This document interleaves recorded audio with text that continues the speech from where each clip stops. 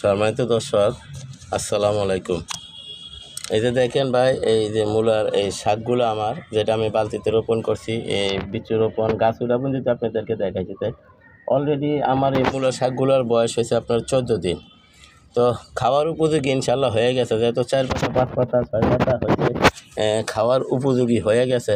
কিন্তু আমি এইটি আর একটু বড় করতে হলে কি সার দিতে হবে এবং কি পরিচর্যা করলে এই মূলা শাক দ্রুত বড় হয়, আমি আর একটু, আমার উদ্দেশ্য আছে আমি এই মাসে 25 থেকে 30 তারিখে যাই এই পাতাগুলো উঠে আবার বীজ রোপণ করবো। তো এখন এই পাতাগুলো দ্রুত বড় করতে হলে, মূলা শাকগুলো বড় করতে হলে আমরা কি সেবা করব, একটু আসেন আমরা দেখি।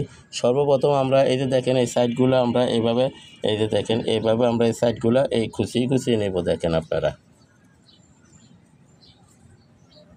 এইভাবে আমরা সাইডটা দিক আমরা ঠিক এইভাবে খুঁচিয়ে নেব। এই যে দেখেন আপনারা, আমরা এইভাবে খোঁচাইতেছি। এই যে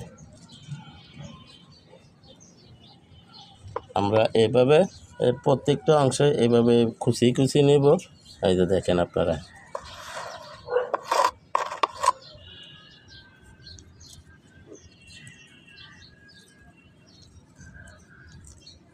আমরা এরকমভাবে খোঁচাবো যাতে আমার যে এটি তো অগোছালোভাবে রোপণ করা, যাতে আমার অন্য গাছের কোনো শিকড়গুলো না কাটে, আমরা ঠিক এইভাবে খুঁচিয়ে আমরা এখানে কি সার ব্যবহার করব আপনারা দেখেন। তাহলে আমরা ইচ্ছা করলে 20 থেকে 25 দিনে আমরা এই শাকগুলো খেতে পারবো। তো ভাই ভিডিও বড় হয়ে যায় বিধায় আমি আপনাদেরকে টাইনা দেখাইতেছি। দর্শক দেখেন, আমরা এই যে সবগুলো মাটি খুঁচিয়ে উর্বর করে ফেলছি। এখন যদি আমরা এখানে কোনো তরল সার দেই, যে সার দেই এটা গলে যাতে ভিতরে যায়, তাই আমরা এখন সার দেব। এই যে তরল জৈব সার, এটা আমরা দিতে পারি, বা আমরা যে কোনো রাসায়নিক সার পানিতে 1-2 দিন ভিজিয়ে রেখে দিতে পারি, সরিষার খোল পানিতে ভিজিয়ে রেখে দিতে পারি, বাতামার পচিয়ে দিতে পারি।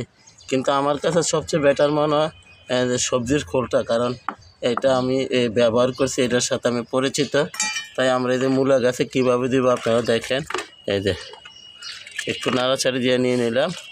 এই যে দেখেন সবজি খোল পচিয়ে নিলাম, এই যে অল্প একটু।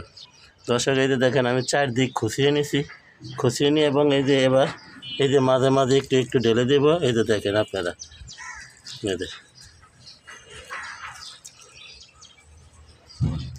এই যে খুঁচিয়ে নিছি। এখন মাঝে এই যে এটা কিন্তু গাছের জন্য অত্যন্ত উপকার। তো দয়া করে আমার চ্যানেলটা সাবস্ক্রাইব করেন এবং বেল আইকনটা বাজিয়ে দেন, আমি যাতে এই ধরনের ভিডিওগুলো ছাড়ার সাথে সাথে আপনাদের হাতে পৌঁছে যায়, আপনারাও দেখতে পারেন, শিখতে পারেন, জানতে পারেন। ইনশাল্লাহ হয়ে গেছে, পুরো গাছে দিয়েছি, গাছ আবার দাঁড়িয়ে যাবে পরে। তো সবাইকে ধন্যবাদ জানিয়ে আজকের মতো এখানে রাখি। আসসালামু আলাইকুম ওয়া রাহমাতুল্লাহি ওয়া বারাকাতুহু।